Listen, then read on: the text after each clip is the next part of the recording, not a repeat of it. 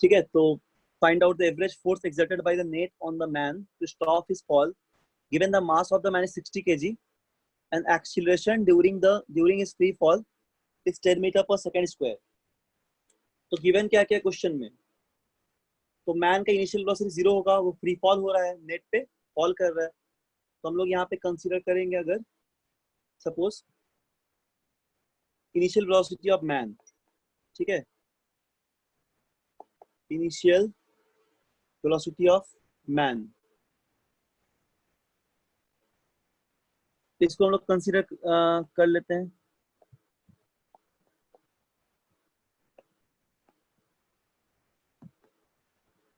Initial velocity of man, recording हो रहा है ना? ठीक है। इनिशियल वेलोसिटी ऑफ मैन कितना हो जाएगा, इसको हम लोग यू बोलते हैं, तो यू 0 हो जाएगा, ठीक है। डिस्टेंस कितना नीचे ये फॉल कर रहा है, 10 मीटर फॉल कर रहा है, 10 मीटर हो जाएगा डिस्टेंस। फाइनल वेलोसिटी हम लोग को निकालना है, कितना होगा। एक्सीलरेशन क्या होता है, जी का वैल्यू 10 होता है, एक्शन टू ग्रेविटी 9.8, हम लोग कैलकुलेशन के लिए 10 ले रहे हैं, 10 लेना है यहाँ पे, ठीक है। तो इक्वेशन लगाएंगे क्या, v square equal to u square plus 2gs, equation लगा देंगे, ठीक है। तो अब हम लोग साइन को नीचे लेंगे तो नेगेटिव लेते हैं हम, या पॉजिटिव भी ले सकते हो, जैसे तुम्हारा मन है, बट हम लोग वेक्टर के अकॉर्डिंग लेते हैं नेगेटिव, ऐसा भी साइन साइन कट जाएगा, नेगेटिव नेगेटिव। तो वी स्क्वायर का वैल्यू यहाँ पे क्या आ जाएगा, स्क्वायर 0 है, 2gs मतलब 2 इंटू 10 इंटू डिस्टेंस कितना है, डिस्टेंस है 10, नहीं सॉरी, यहाँ पे टोटल 100 हो जाएगा, जी का वैल्यू 10 है और डिस्टेंस भी तो 10 ही है, ठीक है ना। तो ये 200 आ जाएगा वी स्क्वायर का वैल्यू, तो v इक्वल टू हो जाएगा √200 यानी कि 10√2, तो 10√2 मीटर पर सेकेंड क्या हो जाएगा, फाइनल वेलोसिटी हो जाएगा। 10√2 metre per second is the final velocity, मतलब मैन जो है नेट पे इसी वेलोसिटी से गिरेगा, समझ में आ रहा है। तो एक्सीलरेशन प्रोड्यूस जो होगा ड्यूरिंग इस पीरियड पे, वो नेट सैग्स हो रहा है 2 मीटर का नीचे, तो उस एक्सीलरेशन तो कांस्टेंट ही रहेगा, तो हम लोग 2 मीटर नीचे फिर सैग कर रहा है मैन, क्या बोलेंगे, सैग्स डाउन, मैन जो है वो सैग्स डाउन कर रहा है, कितना, बाई 2 मीटर, 2 मीटर से सैग्स डाउन कर रहा है। कैसे निकालेंगे, v square minus u square equal to 2s से निकालेंगे हम लोग, वही क्वेश्चन से, बोलो समझ रहे हो ना, 2s से निकालेंगे, ठीक है। तो अब नेट कितना डिस्टेंस नीचे सैग कर रहा है, सैग कर रहा है 2 मीटर और जाके रुक जाएगा, नेट पे जाके रुक जा रहा है ना, तो फाइनल वेलोसिटी 0 कर दोगे। इनिशियल वेलोसिटी कितना है, 200 हो जाएगा, यूज का वैल्यू यहाँ से निकाले थे, जो इसका v था वो इनिशियली हो जाएगा जब फिर नीचे सैग कर रहा है और थोड़ा, ठीक है, इंटू 2 इंटू एस, तो 2 कितना, 2 इंटू ए कितना, ए 10, एस भी नीचे 2 मीटर ही जा रहा है, तो कितना हो गया, अच्छा ए तो हम लोग पता करना है, सॉरी, हम लोग ए निकालना है ना, जब सैग हो रहा है तो कितना हो रहा है, तो डिस्टेंस लग रहा है 2 का, ए अपने को निकालना है और ये 2 है, तो -200 इक्वल टू हो जाएगा 4a, तो यहाँ से a का वैल्यू हो जाएगा कितना, -200/4, तो अगर तुम यहाँ कैलकुलेट करोगे तो ये आएगा -50 मीटर पर सेकेंड स्क्वायर, इतना का एक्सीलरेशन लग रहा है, ठीक है। एवरेज फोर्स क्या हो जाएगा, फोर्स का मतलब होता है ma, मास इंटू एक्सीलरेशन, तो मैन का मास है 60 kg और एक्सीलरेशन है 50 मीटर पर सेकेंड स्क्वायर, ठीक है। तो कितना हो जाएगा, ये हो जाएगा 3000 न्यूटन, नेगेटिव भी ले सकते हो, डिफेंसिव फोर्स इसीलिए, मतलब रिटार्डिंग फोर्स इसीलिए, तो ये आंसर हो जाएगा, समझ में आ गया। तो ये कंसेप्चुअल क्वेश्चन था और सिंपल ही है, बस थोड़ा सा अच्छे से कैलकुलेट करना है। बोलो समझ में आ गया सभी को ये क्वेश्चन, ये प्रॉब्लम समझ में आया कि नहीं, बोलो हाँ ना कुछ,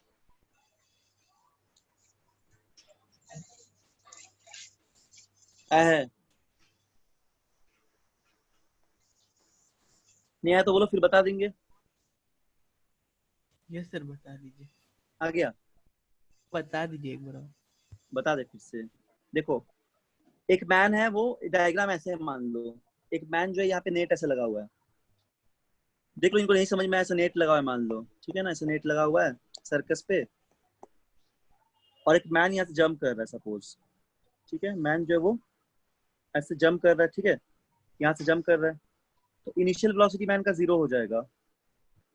और जंप करने के बाद ये थोड़ा सा नेट इस तरह सैग करेगा, सैग का मतलब ऐसे नेट इस तरह हो जाएगा, सैग करेगा, कितना सैग करेगा, 2 मीटर का सैग करेगा।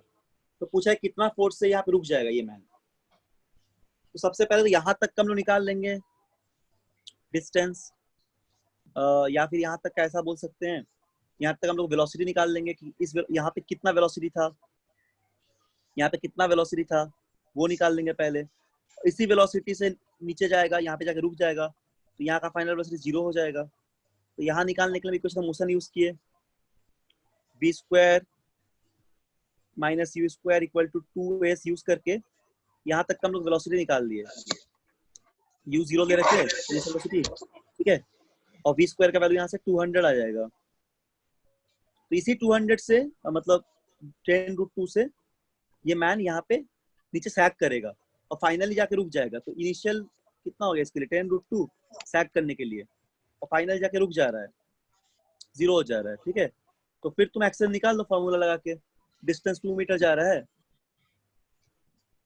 तो यहाँ पे फिर से अगर इक्वेशन में मोशन लगा लोगे, v² माइनस c² 2s, तो यहाँ से तुमको एक्सेलरेशन का वैल्यू मिल जाएगा।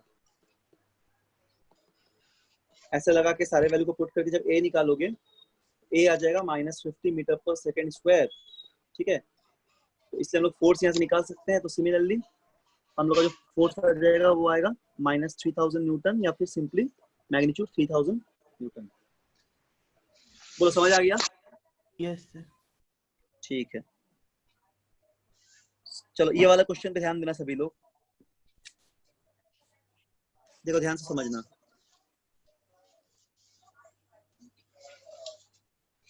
क्या बोला जा रहा है, 2, ध्यान देना, ठीक है, 2 masses m1 and m2 initially at rest are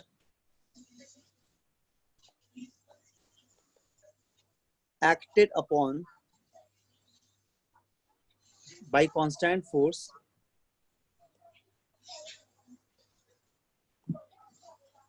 F.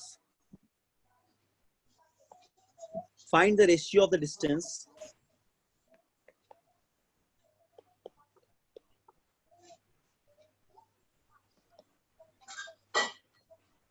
find the ratio of the distance find the ratio of the distance traveled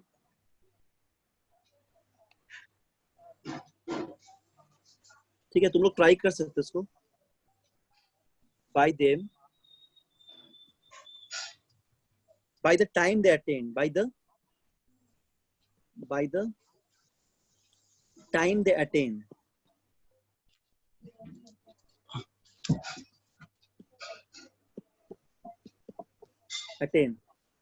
part 1 पे दिया गया है सेम वेलोसिटी,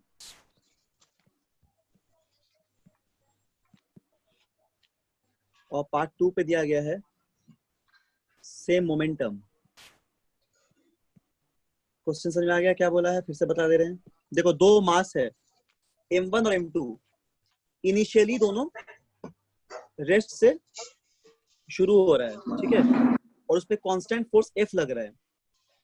तो रेशियो ऑफ डिस्टेंस टेबल निकालना है दोनों के टाइम के लिए, कब, जब दोनों का वेलोसिटी सेम हो जाए, दो बॉडी का, दो मास का, और एक बार जब दोनों का मोमेंटम सेम हो जाए, ठीक है। तो बोलो बना पाओगे ये क्वेश्चन? सर वो लास्ट में क्या लिखा है? कौन सा, बोलो कहाँ पे? सर वो ट्रेवल्ड के बाद by them by the time they attend, by them by the time they attend. तो ये चैप्टर स्टार्ट Yes, होता है बोलो देखते हैं ट्रैक बोलो कोई डाउट किसी को है?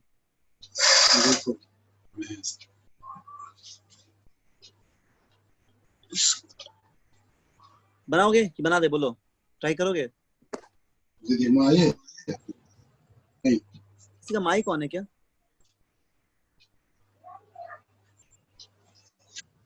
मयंक, अच्छा मयंक बोलो बनेगा? तो देखते हैं अच्छा देखो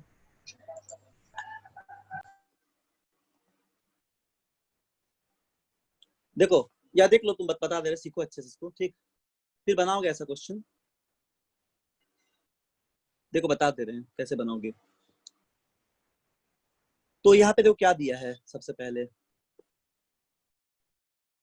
जैसे यहाँ पे मान लो कि A1 A2 दो एक्सीलरेशन होगा दो ब्लॉक का, ठीक है? तो क्या बोला, two mass M1 M2 initial at rest are acted upon by constant force, दोनों पे फोर्स सेम है।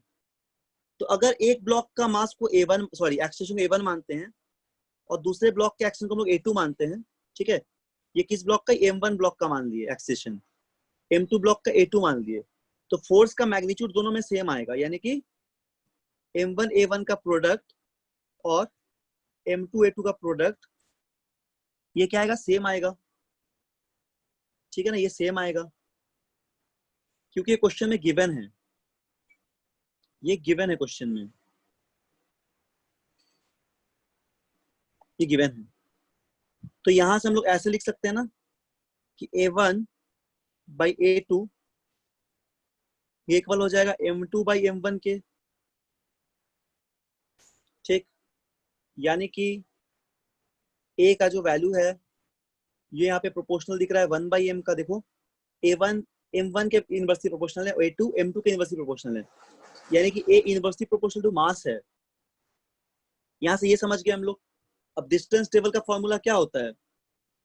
डिस्टेंस टेबल का होता है ना V square equal to U square plus 2AS, पढ़े हो काइनेमेटिक्स में, मोशन में पढ़ाए हैं। तो इनिशियल वेलोसिटी 0 है, यहाँ पे बोला ना रेस्ट से शुरू हो रहा है, तो S को क्या लिखोगे? V स्क्वायर बाई 2A लिख दोगे, ठीक? V स्क्वायर बाई 2A लिख दे रहे हो यहाँ पे इसको। तो क्या यहाँ पे हम लोग देख रहे हैं कि जो S का वैल्यू है ये इनवर्सली प्रोपोर्शनल टू एक्सीलरेशन आ रहा है, यानी कि ऐसे तुम बोल पाओगे कि S1 by S2 should be equal to A2 by A1, है ना? इनवर्सली प्रोपोर्शनल, इसीलिए समझ में आ गया? तो ये पहला का आंसर हो जाएगा, S1 by S2 equal to A2 by A1। A2 A1 किसके बराबर था? M1 बाई M2 के। अगर A2 यहाँ तो M1 ऊपर, A2 A1 यहाँ तो M2 नीचे। ये देखो उल्टा कर देंगे तो इसको रेशियो बदल जाएगा, ठीक है? इस तरह सॉल्व करना इसको, ये पहला पार्ट का आंसर हो जाएगा। अब दूसरा पार्ट में बोला जा रहा है मोमेंटम जब सेम कर रहे हैं हम लोग, तो मोमेंटम का वैल्यू क्या सेम करना पड़ेगा? M1 V1 equal to M2 V2। दूसरा पार्ट में क्या करना पड़ेगा? मोमेंटम सेम, यानी कि M1 V1 should be equal to M2 V2। इसका मतलब क्या? V1 बाई V2 इक्वल हो जाएगा M2 बाई M1 के। समझ में आ गया? अब बताओ हम लोग यहाँ पे इस V1 की जगह क्या लिख सकते हैं बोलो? या फिर हम लोग ऐसे बोल सकते हैं, इक्वेशन 1 से मतलब हम लोग लिखना है, ये लिख सकते हैं, तो ऐसा लिख सकते हैं S1 बाई S2 अपना कितना आया था? ये आ गया था हम लोग का M1 बाई M2 आ गया था, ठीक है ना? A1 बाई A2 आ गया था, सॉरी A2 बाई A1 आया था। यहाँ पे देखो ऊपर सॉल्व किए थे, ये देखो यहाँ पे M2 बाई M1 या फिर A1 बाई A2 का वैल्यू, नहीं तो फिर S1 बाई S2 ये आ गया था। तो यहाँ से हम लोग क्या लिख सकते हैं? S1 बाई S2 का जो वैल्यू है ये हम लोग इस तरह लिख सकते हैं। डिस्टेंस मतलब क्या होता है? फॉर्मूला पुट करेंगे तो डिस्टेंस होता है V स्क्वायर बाई 2A। इसको लिख सकते हैं V1 स्क्वायर बाई 2A1, इसको लिख सकते हैं V2 स्क्वायर बाई 2A2। तो यहाँ से आ जाएगा V1 square by V2 square into A2 by A1। समझ रहे हो कैसे कर रहे हैं? अब देखो V1 V2 M2 M1 के बराबर था, तो इसको हम लोग M2 by M1 का स्क्वायर भी लिख सकते हैं, और A2 A1 M1 M2 के बराबर था, तो ये M1 by M2 लिख सकते हैं। तो यहाँ से सॉल्व करने से क्या आ जाएगा? ये सॉल्व करने से सीधा सीधा आ जाएगा हम लोग का M1 by M2। तो this is the second answer. ठीक है, बहुत सिंपल क्वेश्चन था बट थोड़ा सा लॉजिकल है। बोलो, समझ में आ रहा है सभी को? सर वो प्रोपोर्शनल कैसे हुआ? कहाँ बताओ, एक सेकंड रुको, स्क्रीन शेयर कर देते हैं। बताओ कहाँ पे, कौन सा स्टेप में? सर पहला वाला आंसर में। पहले वाले आंसर में। देखो एक बार फिर बताते, ध्यान से देखो। Yes sir. A1 का वैल्यू मास M1 के लिए एक्सीलरेशन मान लो A1 है, और A2 के लिए मान लो कितना, M2 के लिए मान लो A2 है। तो फोर्स को क्या लिखते हैं ना हम लोग, M1 A1 MA। तो फोर्स कांस्टेंट दिया है, तो क्या हो जाएगा? कांस्टेंट दिया है तो M1 A1 should be equal to M2 A2। बोलो यहाँ तक क्लियर है? होगा ना ऐसा? Yes sir. अब देखो यहाँ से तुम क्या लिख पाओगे, A1 by A2 is equal to M2 by A1 आ रहा है। A1 को इधर ले जाओ, A2 को यहाँ लेके आओ, और M1 को इधर लेके जाओ, तो होगा ना ये सिंपल कैलकुलेशन। तो यानी कि एक्सीलरेशन जो होगा वो इनवर्सली प्रोपोर्शनल टू मास आ रहा है। यहाँ पे A1 है तो यहाँ पे M1 है, A2 है तो M2 डायरेक्टली नहीं आ रहा है, कैसे आ रहा है? इनवर्सली प्रोपोर्शनल आ रहा है। तो अभी हम लोग को डिस्टेंस का फॉर्मूला यहाँ पे लगाए, मतलब वेलोसिटी डिस्टेंस रिलेशन क्या होता है, v square equal to u square plus 2s। Object rest से चल रहा था, वेलोसिटी क्या होगा, 0 इनिशियल। तो S1 का वैल्यू ऐसे लिख सकते हो। तो देखो S इनवर्सली A आ रहा है, S is inversely proportional to A, यानी कि S1 by S2 क्या आएगा, A2 by A1, और A2 by A1 क्या है हम लोग का, M1 by M2। ठीक है, बोलो समझ में आ गया? बोलो यस सर। आ गया ना? अब सेकेंड केस में मोमेंटम लिए हैं, मोमेंटम सेम, तो V1 by V2 equal to M2 by M1। यहाँ पे हम लोग S1 by S2 का वैल्यू लिख रहे हैं, क्या होगा इस टर्म में होगा। क्यों लिख रहे हैं? क्योंकि S1 को हम लोग V के साथ रिलेट कर सकते हैं इस फॉर्मूला से। ठीक है, और फिर यहाँ से इसको अलग से लिख दिए, इसके जगह M1 भी पुट कर सकते हैं कि V1 by V2 M2 by M1 था, और A2 by A1 M1 by M2 था, बस वैल्यू पुट करके इसको सॉल्व कर दिए, तो ये आंसर आ गया। तो इसको रिवीजन घर में प्रैक्टिस करोगे दोनों क्वेश्चन को बिना देख के एक बार, तो खुद से भी समझ में आ जाएगा। चलो अब हम लोग और कुछ क्वेश्चन करते हैं, और इस पे तुम लोग सवाल बनाओगे। ठीक है, मॉड्यूल से, किताब से, डाउट होगा तो पूछोगे। बहुत ही सिंपल चैप्टर है, और ये हम लोग आज हो जाएगा कंप्लीट। चलो और भी कुछ कुछ अच्छे अच्छे क्वेश्चन हम लोग सॉल्व कर लेते हैं। सर मेरा आवाज आ रहा है? हाँ आ रहा है। सर आपका आवाज भी जिसे मेरे को नहीं सुनाया जाएगा। अभी आ रहा है क्या? हाँ सर अब आ रहा है। नेटवर्क का प्रॉब्लम होता है इसीलिए। ठीक है, यस सर। नहीं आएगा तो थोड़ा वेट करना, फिर अपने आप आ जाएगा। चलो कुछ क्वेश्चन यहाँ पे, चलो पहले हम लोग ना ये मल्टीपल चॉइस कर लेते हैं, जल्दी जल्दी बन जाएगा। तुम ही लोग आंसर बोलना, जो थ्योरी पर उसी पे है, उसी पे बेस्ट है। ठीक है ना, मल्टीपल चॉइस।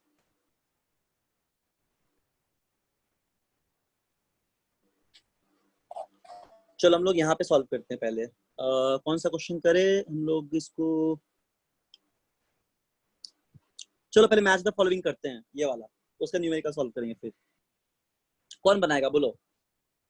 चलो बताओ एक एक करके जिसको आता है। Newton first law of motion, कौन सा इक्वेशन होगा इनमें से, कौन सा होगा? एक आंसर क्या लिखे, वन का क्या लिखे बोलो? Force is equal to ma। Newton first law of motion पूछ रहा है। Inertia. Sir inertia. Inertia. Very good, inertia. सभी लोग बोलना, ठीक? सबको आता है ये, इससे आराम से बोलना। ft क्या हो जाएगा, जल्दी बोलो। Mass into velocity. Mass into velocity. ft mass into sir velocity, impulse होगा ना? इंपल्स होगा ना। यस ft इंपल्स होता है ना, भूल गए? Sir. Product of mass and time. Product of force and time is called impulse, sir वही फोर्स एंड टाइम है ना, बताए थे ना, इंपल्स हो जाएगा। चलिए बोलिए, Newton third law of motion कौन सा लिखे? mass. ठीक से बोलो, क्या होगा बोलो? चलो ये नहीं आ रहा है, तो न्यूटन सेकेंड लॉ कौन सा होगा बोलो? F equal to ma. ma हो जाएगा, ठीक, वेरी गुड। लीनियर मोमेंटम क्या होगा Rocket. ना? लीनियर मोमेंटम होगा मास इनटू वेलोसिटी, भूल गया formula? Sorry. Mass. Mv, basic formula. Newton third law rocket propulsion पे बेस्ट है, ठीक, क्योंकि एक्शन जितना लगाएगा एयर, रिएक्शन फोर्स भी उतना ही लगेगा, एक्शन रिएक्शन फोर्स में बेस्ट है। यह मोमेंटम कंजर्वेशन पे बेस्ट है। मोमेंटम कंजर्वेशन जहां पे होता है वहां थर्ड लॉ भी लगता है, तो इसलिए इसका एग्जांपल हम लोग क्या बोलेंगे कि Newton third law of motion based on the impulse momentum theorem. F1 is equal to F2. Yes, F1 equal to F2, very good. तो समझ में आ गया सभी को, इसको मैच कर लो। लीनियर मोमेंटम हो गया mv, ठीक है, Newton second law of motion हो गया ma, Newton third law of motion हो गया रॉकेट प्रपोल्शन, ft हो गया इम्पल्स, और फर्स्ट लॉ हो गया इनर्शिया, ठीक है। चलो अब तुम लोग से हम ये वाला पूछते हैं, क्वेश्चन नंबर 40 बोलोगे, ठीक है सब लोग? बोलो, when a force is exerted on a body it can change it's, क्या क्या चेंज करेगा? Speed. 90 ये मल्टीपल Direction. चॉइस है, Direction of motion. Very Speed. good. Direction. Direction, ये एक मल्टीपल चॉइस क्वेश्चन है, तो इसमें more than one correct answer हो सकता है, ठीक है ना, इसमें more than one correct answer हो सकता है। बोलो क्या क्या होगा, बोलो जल्दी जल्दी। Speed and direction. Direction of motion. और? Speed. और इस अगर हिसाब से तो external- सभी हो जाएगा। सब हो जाएगा, very good. Yes. External force लगाते हैं ना हम लोग, एक्सटर्डेड और बॉडी में तो एक्सटर्नल फोर्स लगा रहे हैं, तो उससे मोमेंटम भी कंजर्व नहीं होगा, मोमेंटम भी चेंज हो जाएगा और काइनेटिक एनर्जी बदलेगा। तो इसका आंसर चारों हो जाएगा, क्यों? क्योंकि हम लोग एक एक्सटर्नल फोर्स एक्सर्ट कर रहे हैं, इंटरनल नहीं। चारों आंसर हो जाएगा, समझ में आ गया? इसको ध्यान से समझो, इससे कंसेप्ट क्लियर होगा। चलो ये हो गया अपना, ये हो गया। अब बताओ 41 बताओ, which of the following statement are true? No net force acts on, किस पे नेट फोर्स नहीं लगेगा? समझ के बोलना। A drop of rain falling vertically with constant speed, Cork floating on water. For floating on water, दूसरा option है। तीसरा ऑप्शन है car moving with constant velocity on a rough road, और चौथा ऑप्शन है body moving in a circular path at constant speed. क्या बोल रहा है, विच of the following statement true? Sir No A net force होगा, acts B. a drop of a rain falling vertically with a constant। Net force नहीं लगेगा जिसमें। Sir ए। Very good, ए होगा, क्योंकि ए पे वेलोसिटी कांस्टेंट है। जहां पे वेलोसिटी कांस्टेंट वहां पे एक्सेलरेशन कितना, बोलो? कांस्टेंट। जीरो ना। जहां वेलोसिटी कांस्टेंट वहां पे एक्शन कितना, जीरो की नहीं, Zero. बोलो? जीरो। क्योंकि ए का वैल्यू क्या होता है, v minus you by T, तो अगर दोनों v u सेम रहता है तो जीरो हो गया ना, v इक्वल टू u रहा, कांस्टेंट रहा दोनों, ए क्या आ गया अपना, जीरो आ गया। तो देखो इस पे कांस्टेंट फोर्स लग रहा था, कांस्टेंट स्पीड लग रहा था, तो ये जीरो हो जाएगा फोर्स। और कौन सा होगा बोलो? B. बी में कहा कांस्टेंट बोला है, कुछ लग रहा है। सी में देखो लग रहा है कांस्टेंट वेलोसिटी, यहाँ भी एक्सेलरेशन जीरो, और डी में भी कांस्टेंट स्पीड लग रहा है, यहाँ भी जीरो। ऑप्शन क्या क्या आएगा? नहीं डी नहीं होगा, डी में स्पीड बोला है ना, वेलोसिटी तो नहीं बोला है।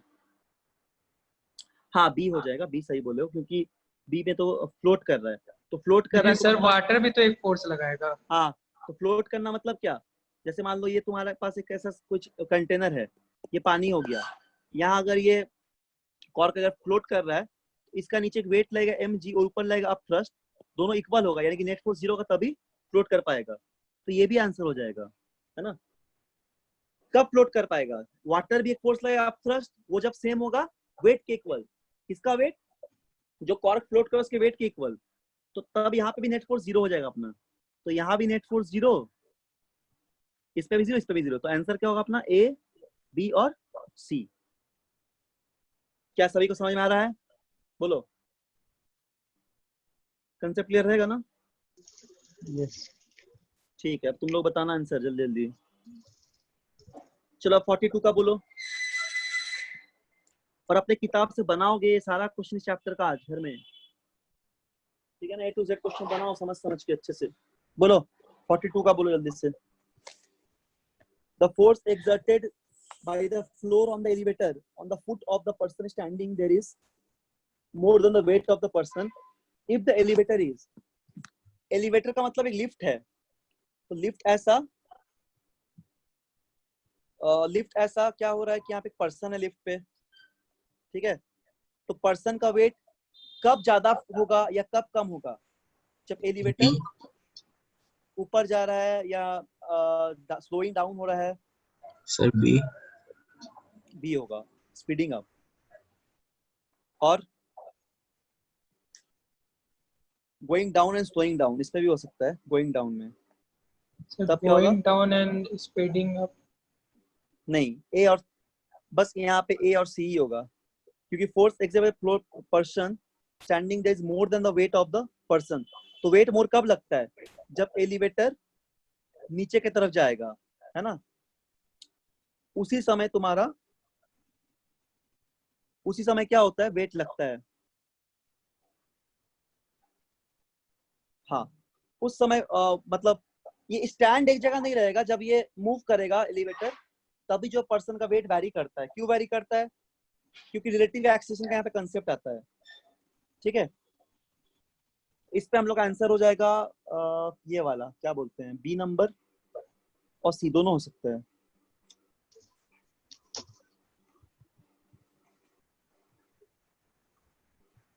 ठीक है, इसके बाद एक क्वेश्चन है,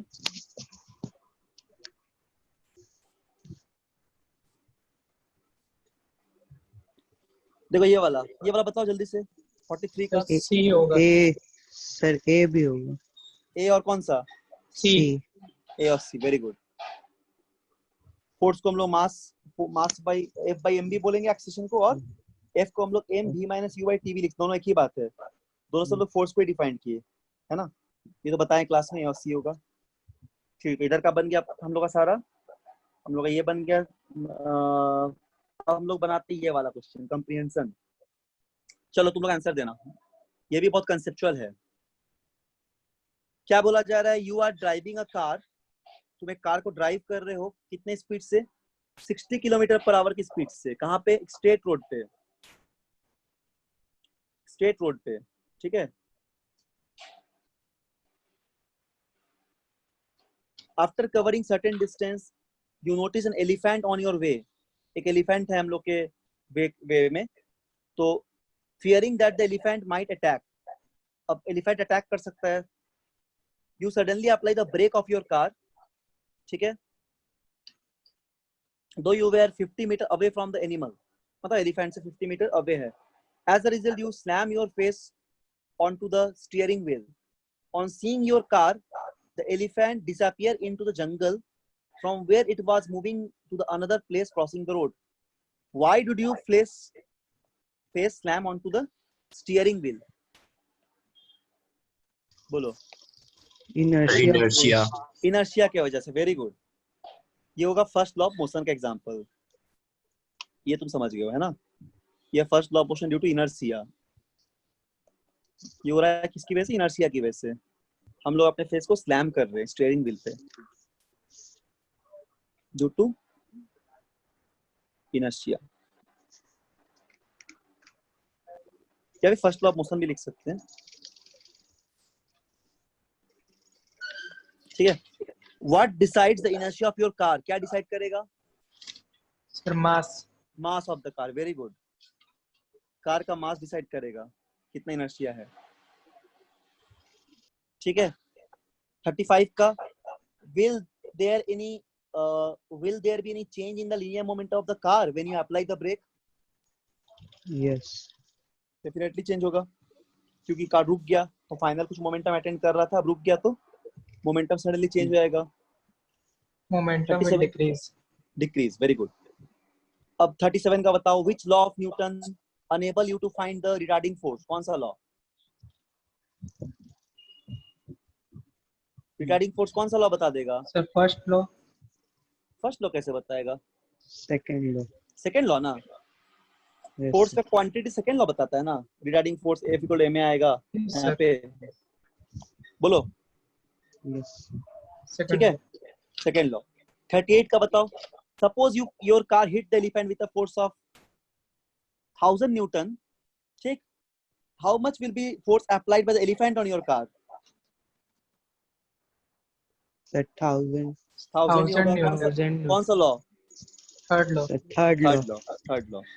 तो ये सब कंसेप्ट को अच्छे समझ जाओगे तो अब देखो ये थियोरेटिकल सवाल बनाए हम लोग तो कंसेप्ट थोड़ा क्लियर हो गया। और चलो अब तुम लोग को हम ये सब क्वेश्चन कराते जल्दी जल्दी, ठीक है? 26 से लेके 27 तक। इसमें कुछ मोमेंटम का एप्लीकेशन भी आ जाएगा। ठीक है, यहाँ पे इसको ऊपर करते हैं। पहले क्वेश्चन देख लेते क्या है।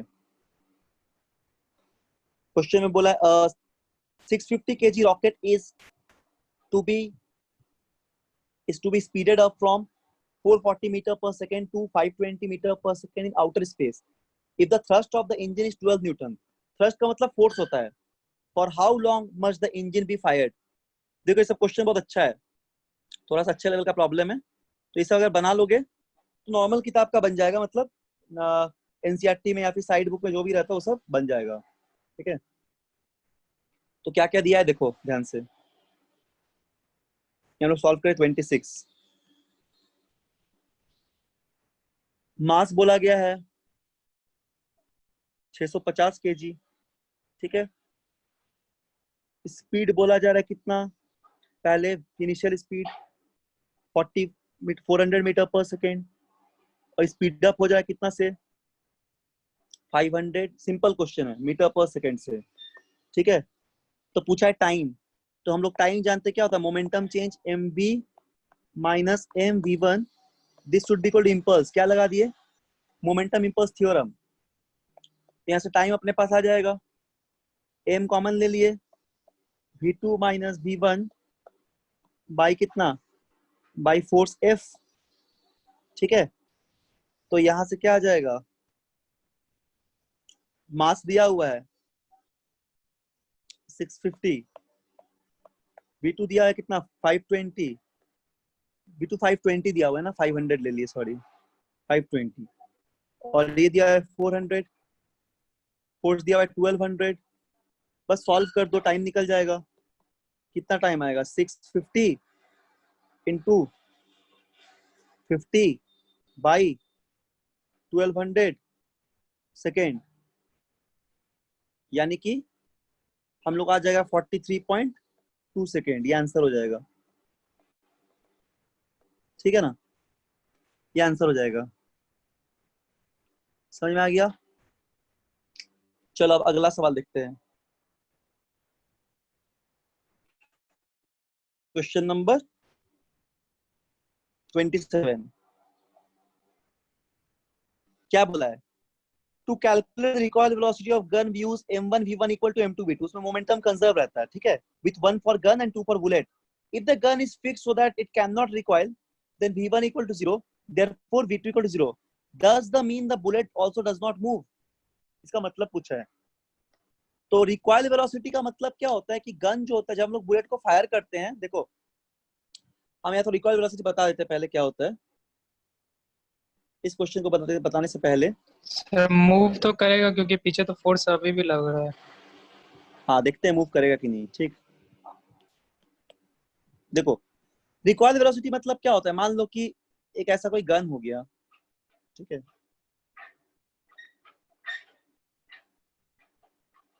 ये मास ऑफ द गन है और एक बुलेट हो गया इस तरह, ये मास ऑफ द बुलेट, ये वेलोसिटी ऑफ द बुलेट है, और गन पे पीछे की तरफ वेलोसिटी लगेगा जब हम लोग फायर करेंगे, उसको बोलेंगे वेलोसिटी ऑफ द गन।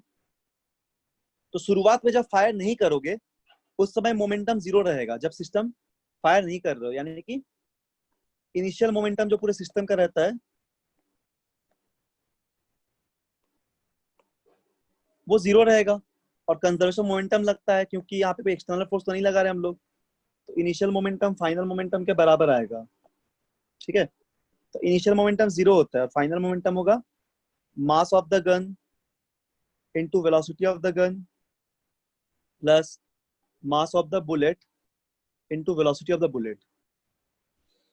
तो यहां से हम लोग क्या लिखेंगे, mass of the gun minus में ही आता है, और मैग्नीट्यूड वाइज लिखोगे तो सिर्फ वैल्यू लिखना है। तो इस वीजी को हम लोग बोलते हैं रिकॉइल वेलोसिटी। यही कॉन्सेप्ट किसका, रिकॉइल वेलोसिटी का। इसको थ्योरी में भी लिख सकते हो, थ्योरी पार्ट में मोमेंटम कंजर्वेशन से आया। तो इसका वैल्यू होगा mv vv बाई mg, तो यहाँ पे एक नेगेटिव साइन रहेगा। This is called the recoil velocity of gun. इसको हम लोग बोलते हैं रिकॉइल वेलोसिटी ऑफ गन।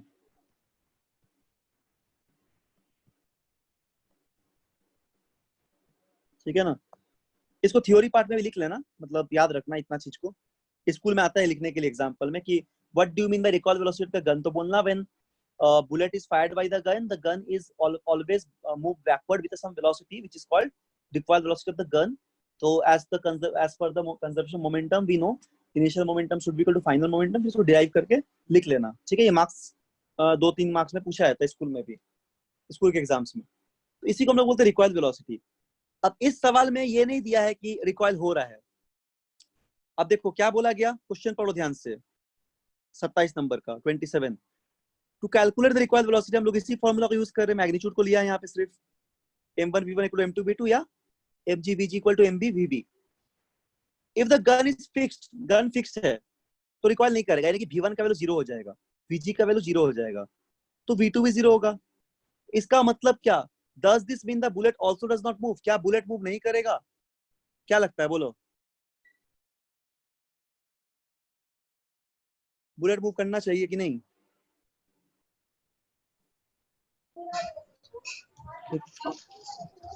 बोलो। सर करना चाहिए। देखो फॉर्मूला लगाते हैं, ठीक है। तो v1 हो गया तुम्हारा गन का वेलोसिटी, मान लो m2 हो गया बुलेट का मास, और v2 हो गया बुलेट का वेलोसिटी, और m1 हो गया गन का मास, ऐसे ही मान लेंगे। अब क्वेश्चन में क्या दिया हो कि v1 जो होगा 0 होगा, बोल दिया है। तो v1 0 कब हो सकता है, बता पाओगे तुम? v1 0 कब हो सकता है, किस कंडीशन के लिए, कब? जब किसको सबसे ज्यादा कर देंगे, जब इस मास को क्या कर देंगे बोलो, इनफाइनाइट, तभी ना v1 0 होगा। नहीं समझ रहे हो? समथिंग बाय इंफिनिटी क्या होता है बोलो, 0 होता है ना। तो अगर हम लोग इस चीज को इंफिनिटी कर देंगे तभी ना यहाँ पे 0 आएगा। बोलो क्लियर है कि नहीं? हाँ ना कुछ बोलो। Yes sir. ठीक है, तो ये अगर मास इनफाइनाइट होगा तभी वेलोसिटी जो है बुलेट का, गन का, वो 0 हो जाएगा।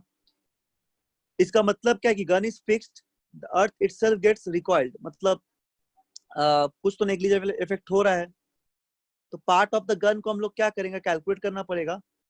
तो इसके लिए m1 क्या है, यहाँ पे इन्फिनिटी आ जा रहा है, तो इन्फिनिटी इंटू 0 करने से भी m2 v2 भी 0 आ जा रहा है, तो v2 इनडिटर्मिनेट हो जा रहा है, यानी कि हम लोग v2 को कैलकुलेट नहीं कर पाएंगे। v2 जो है ना वो कैलकुलेट नहीं कर पा रही है, एक्चुअली इनडिटर्मिनेट फॉर्म पे हो जा रहा है। तो इस तरह केस कभी नहीं होगा, ठीक है ना। हम लोग गन को कभी भी फिक्स नहीं करते हैं। सर इसका एक्चुअल आंसर क्या हो जाएगा, बुलेट मूव करेगा या नहीं? नहीं, इसको हम लोग बता नहीं पाएंगे, मतलब इसी इट इज इनडिटर्मिनेट, यानी कि इस तरह का इनफाइनाइट कंडीशन हम लोग कभी कर नहीं पाते हैं, मास का नहीं कर सकते हैं, उतना भारी गन नहीं ले पाएंगे, ठीक है। तो इनफाइनाइट कंडीशन होगा नहीं कभी भी, तो पूरी तरह से कभी 0 नहीं हो सकता, यानी कि इट इज नॉट पॉसिबल, यानी कि it is a ideal condition बोल सकते हैं। तो इस कंडीशन में बुलेट मूव नहीं करेगा, मतलब इतना हो ही नहीं सकता ऐसा कोई कंडीशन, मोमेंटम कंजर्व नहीं हो पा रहा है, बहुत ज्यादा मास करना पड़ेगा, ठीक है। ऐसा आइडियल कंडीशन नहीं होता, इसलिए बुलेट मास करेगा। मतलब अगर आइडियल बना दे रहे हैं, फोर्स बढ़ा देंगे तब? हाँ सर फोर्स भी तो बढ़ा सकते हैं। हाँ, अगर तुम उसको फिक्स कर दोगे फोर्स बढ़ा के तो करेगा, क्योंकि तुम डिस्टर्ब कर दे रहे हो उसको फिक्स पोजीशन से, तब करेगा, ठीक है। तो एक आइडियल कंडीशन था, इसलिए मास को इनफाइनाइट करना पड़ेगा, तभी v1 0 हो सकता है, अदरवाइज कभी भी 0 नहीं होगा। तो इज इनडिटर्मिनेंट फॉर्म, यानी कि we can not solve it, इसको हम सॉल्व नहीं कर पाएंगे। अब 28 नंबर का देखते हैं question.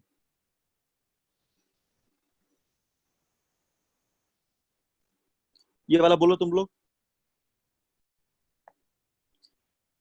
A tennis ball changes its momentum after hitting a car at rest. ठीक, टेनिस बॉल जाके कार पे हिट कर रहा है, कार रेस्ट पे है, but the car does not move, car move नहीं कर रहा है। Does this violate the law of conservation momentum, क्या ये law of conservation of momentum को वायलेट कर रहा है? नहीं, नहीं कर रहा है, क्यों? क्योंकि कार का मास ज्यादा है।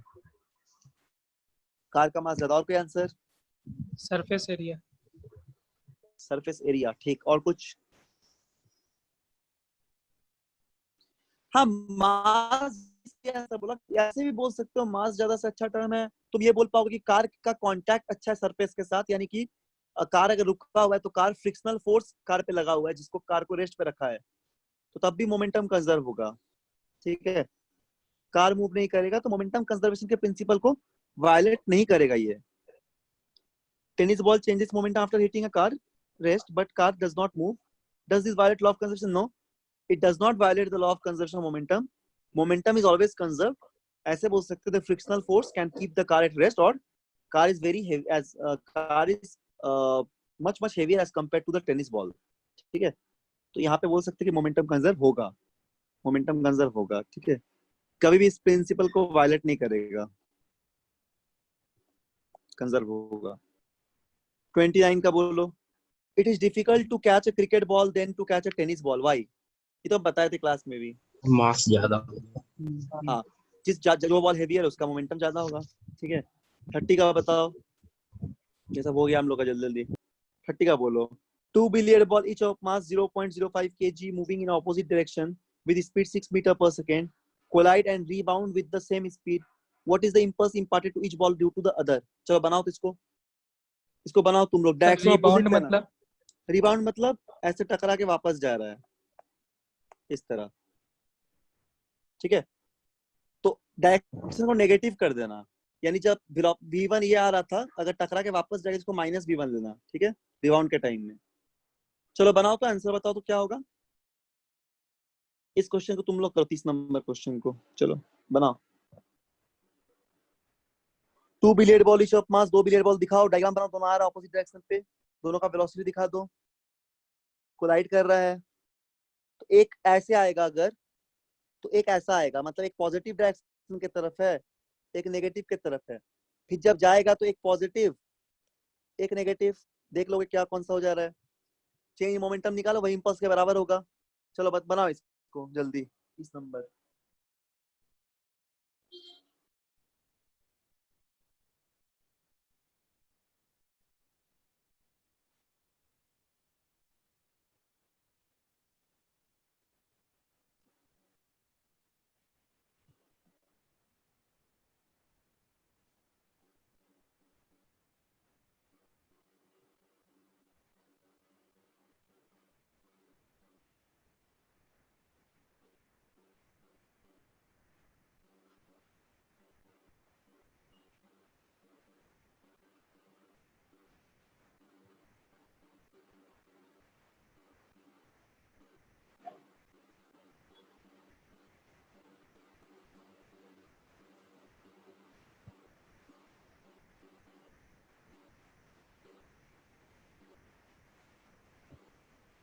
बोलो, बनेगा?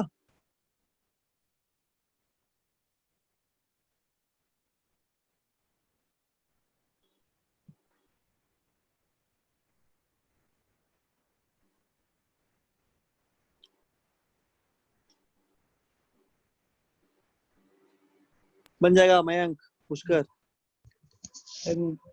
minus 0.60. माइनस 0.6, हाँ वेरी गुड। 60 या 0.6 बोलो।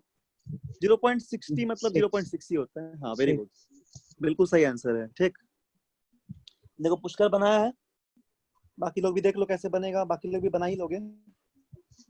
क्वेश्चन नंबर कितना है ये? 30 नंबर। देखो कैसे बनेगा।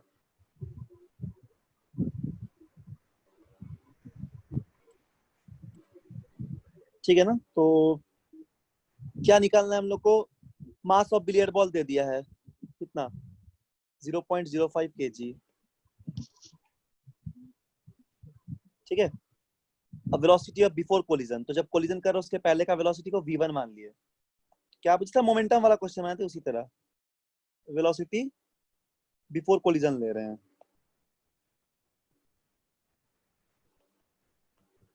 वो कितना होगा? ये हो जाएगा 0.05 kg। सॉरी, वेलोसिटी ना, मास लिख रहे हैं, सॉरी। वेलोसिटी दिया हुआ है कितना? 6 मीटर पर सेकेंड। ठीक है, पहले कोलिजन के पहले का। और अगर बोलेंगे वेलोसिटी आफ्टर कोलिजन तो ये -6 हो जा रहा है, डायरेक्शन बदल जा रहा है। ठीक है, समझ में आ गया? तो कैसे डायग्राम अगर बनाएंगे किस तरह हो रहा है, इस तरह बिलियर्ड बॉल आ रहा था, ऐसे कोलाइड करके टकराया, फिर डायरेक्शन से रिवर्स हो जा रहा है, इस तरह रिवर्स हो जा रहा है। ये बिफोर कोलिजन या आफ्टर कोलिजन कंडीशन है। तो अगर हम लोग को इनिशियल मोमेंटम निकालना है तो कितना हो जाएगा इनिशियल मोमेंटम? इनिशियल मोमेंटम हो जाएगा mv1। तो हम लोग initial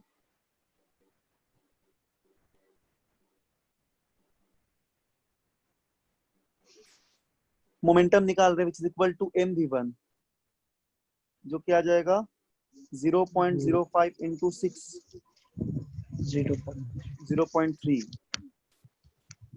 kg metre per second. और यदि हम लोग निकालेंगे फाइनल मोमेंटम,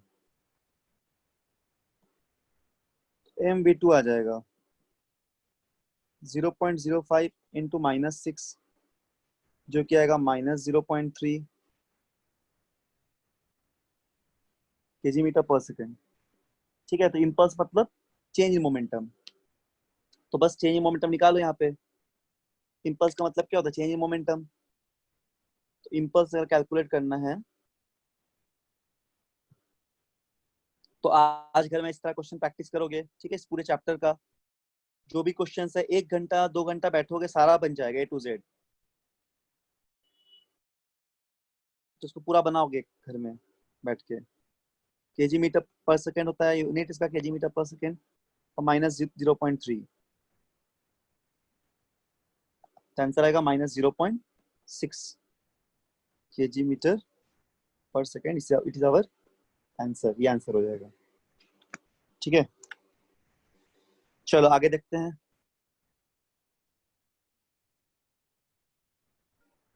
हम लोग 31 नंबर देखते हैं अब। A hammer weighing 1 kg moving with a speed of 20 metre per second. ये बनाओ, ये भी बता दे कैसे बनेगा। जैसे हैमर है, उसका वेट 1 kg का है, वेइंग, ठीक है, मतलब मास इनटू जी का वैल्यू 1 kg है, या सॉरी मास 1 kg का है। वो मूव कर रहा है कांस्टेंट स्पीड से, मतलब एक्सेलरेशन 0 20 मीटर प्रति सेकंड के रफ्तार से इसको हम लोग कांस्टेंट मूव करा रहे हैं। और एक नेल है, नेल जानते ही हो, एक स्टील का नेल है, उसको हम लोग ड्राइविंग कर रहे हैं 10 सेंटीमीटर किसी दीवार पे, मतलब हथौड़ा से हम लोग उस नेल को लगा रहे हैं दीवार में। ठीक है, तो neglecting the mass of the nail, mass of the nail बहुत छोटा है, उसको नेग्लेक्ट करो। तो बताओ क्या एक्सीलरेशन कितना होगा इस पे, और दूसरा क्वेश्चन टाइम इंटरवल कितना होगा ड्यूरिंग द इम्पैक्ट, और तीसरा इम्पल्स कितना होगा। ठीक है, इसको बनाओ तुम सब लोग।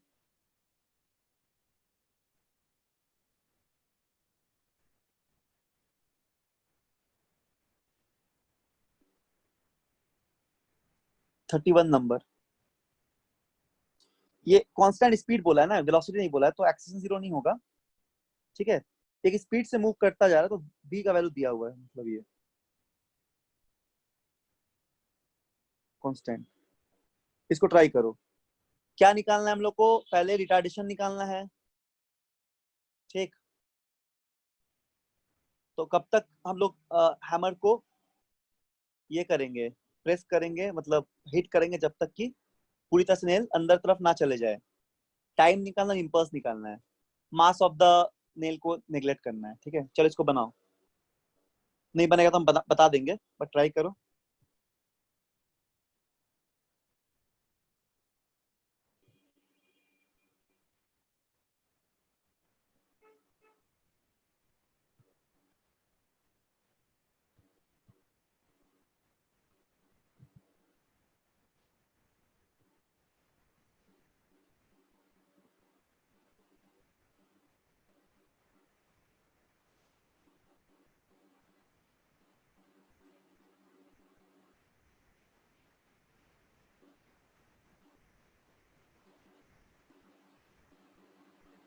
एक्सीलरेशन 0.05 है क्या?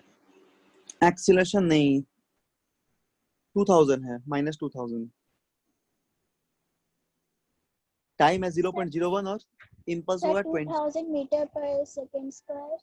हाँ वेरी गुड, 2000 मीटर पर सेकंड स्क्वायर या माइनस 2000 मीटर पर सेकंड स्क्वायर।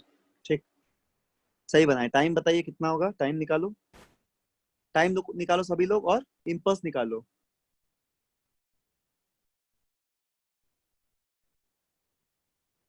बना अभी हम बता देंगे, ठीक है, एक बार ट्राई कर लो, बस बता दे रहे हैं, तुम लोग खुद से एक बार ट्राई कर लो।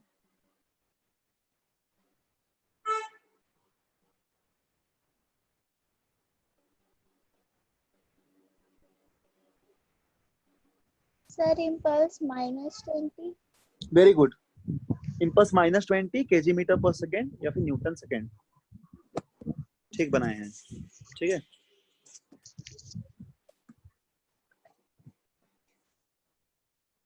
और बना बाकी किसी का? बहुत सिंपल क्वेश्चन है।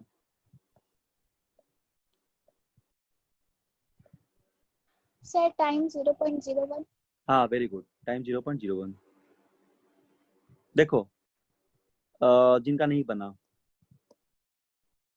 तो दीवार पे हम लोग नेल को जैसे इंसर्ट कर रहे हैं, तो हम लोग का फाइनल वेलोसिटी 0 हो जाएगा, है ना, रुक जाएगा जाके नेल कभी, कब 10 सेकंड के 10 सेकंड बोलते, सॉरी 10 सेंटीमीटर डिस्टेंस ट्रेवल करने के बाद। और इस यहाँ पे हम लोग क्या दे दिया है, डिस्टेंस दिया 10 सेंटीमीटर, तो 10 इंटू 10⁻⁻2 मीटर होगा, यानी कि 0.1 मीटर अंदर तक जाएगा वो नेल। तो ये फॉर्मूला यूज कर लेंगे पहला, v² = u² + 2as। ठीक है, क्वेश्चन मोशन यूज कर लिए, तो यहाँ पे अपना इनिशियल फाइनल वेलोसिटी 0 हो जाएगा।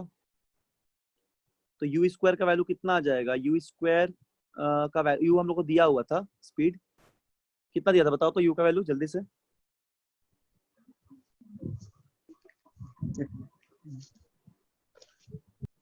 u कितना दिया था, 20, कितना दिया u, 20 मीटर पर सेकेंड ना, तो लिख दो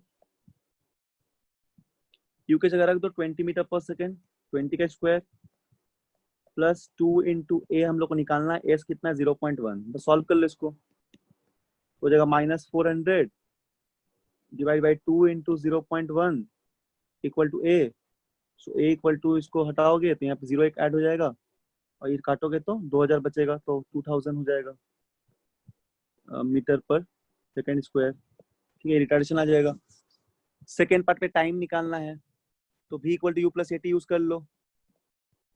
तो v अपने पास क्या है, 0 है, u का वैल्यू कितना आ गया, u 20 दिया हुआ है, -20, a भी माइनस में है 2000, टाइम निकालना है यहाँ से, ये 0 0 कट गया, ठीक है, माइनस कट गया, टाइम पॉजिटिव होता है, तो ठीक भी है, यहाँ पे टाइम पॉजिटिव आया, तो टाइम का वैल्यू कितना आ जाएगा, टाइम आ जाएगा 2/200, यानी कि 1/100, दिस इज 0.01 सेकेंड।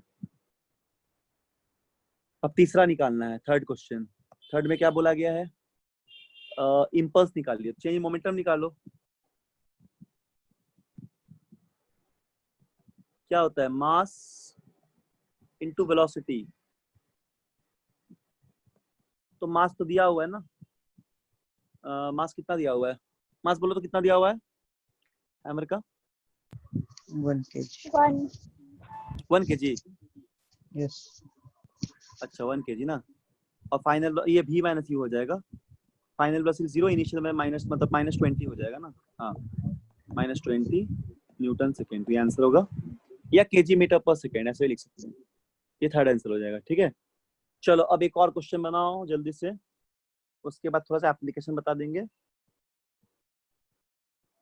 आज चैप्टर कंप्लीट हो गया, अगले क्लास से वर्क नहीं शुरू करेंगे, लेकिन उसके पहले क्वेश्चन आंसर बनाओ पूरा आज, कोई भी किताब से बनाने से चलेगा, जो किताब तुम्हारे पास हो, या पैकेज से बनाओगे बुकलेट, ठीक, लेकिन पूरा बनाओगे, अच्छे से बनाओगे ताकि कोई दिक्कत ना हो। चलो 32 बनाओ, बताएं रिकॉइल क्या होता है, बुलेट का मास दिया हुआ है, गन का मास दिया हुआ है, वेलोसिटी ऑफ बुलेट दिया हुआ है, रिकॉइल निकाल लो क्या होता है फॉर्मूला में, m1v1 = m2v2। चलो 32 सब लोग बनाओ, एक यूनिट रखना सबका, जैसे ग्राम को केजी में कन्वर्ट कर लेना, ठीक है। बोलो 32 बनाओ, जल्दी आंसर बताना।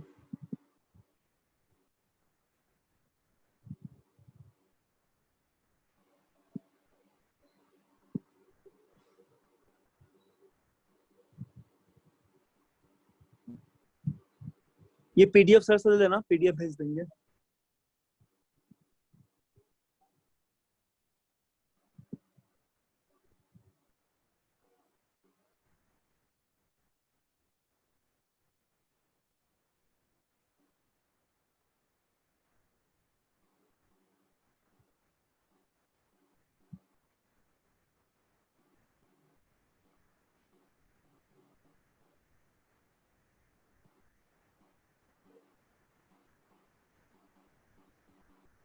Sir, 0.8 meter per second. Very good. 0.8 metre per second is the recoil velocity of the gun. Momentum conservation को यूज करके बना लिए हम लोग, ठीक। Very good.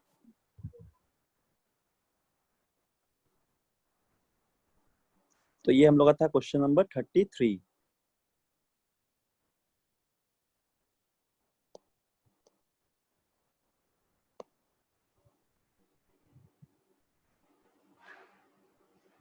में हो जाएगा v2 का जो वैल्यू होता है वो तो m1 v1 बाई, या जो भी है v1 बोलो, जो तुमको लिखना है, या वेलोसिटी गन लिख दो डायरेक्ट।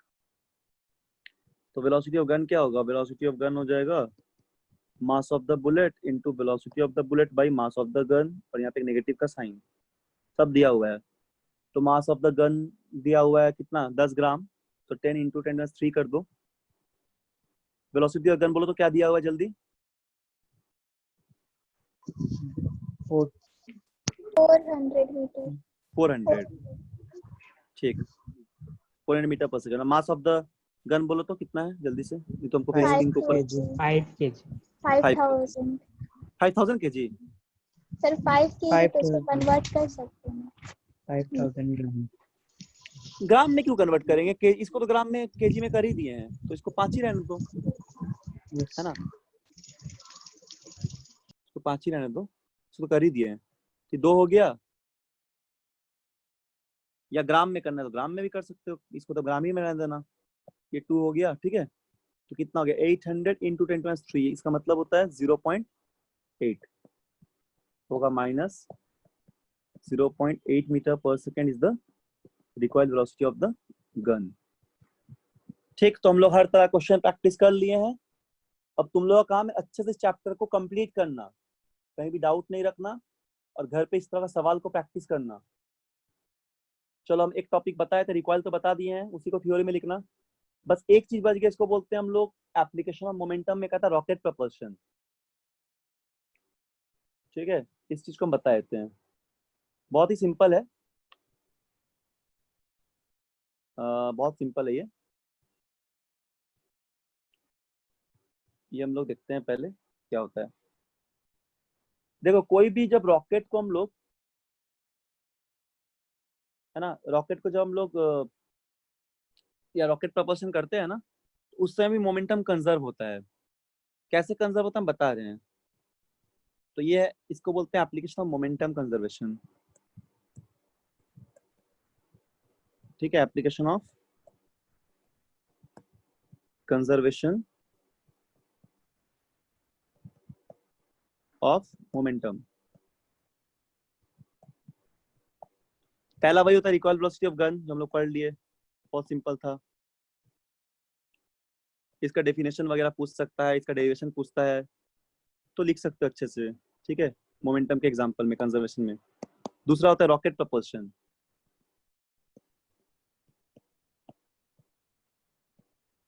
प्रपल्सन, ठीक। ये क्या होता है? ऐसे मान लो कि रॉकेट है,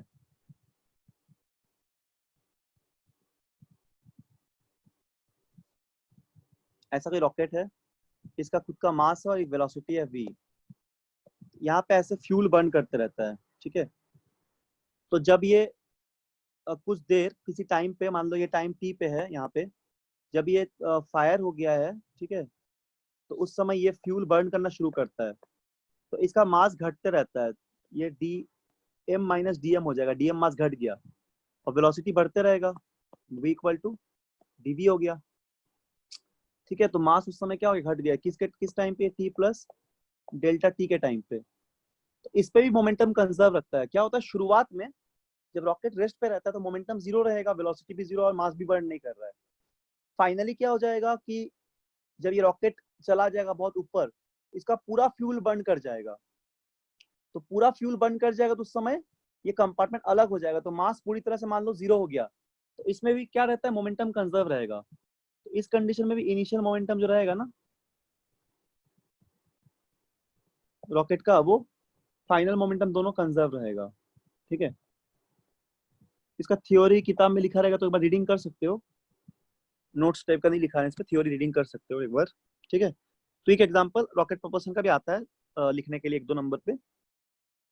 बाकी हम लोग सब कुछ पढ़ चुके हैं, इम्पल्स प्रूफ, सेकंड लॉ का प्रूफ, सेकंड लॉ का एग्जांपल, इनर्शिया का example, inertia of rest, motion और डायरेक्शन का। बोलो कुछ पूछना है अभी तक इस चैप्टर में तो पूछो। कोई भी तरह का डाउट है, कहीं किसी टॉपिक में प्रॉब्लम है तो पूछ सकते हो। न्यूमेरिकल सब में कोई दिक्कत होगा तो वो भी पूछ सकते हो। बोलो, लिखना है तो लिख लो इसको। नहीं डाउट है ना, बताओ।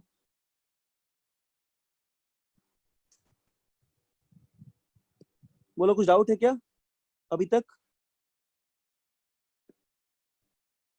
No, sir.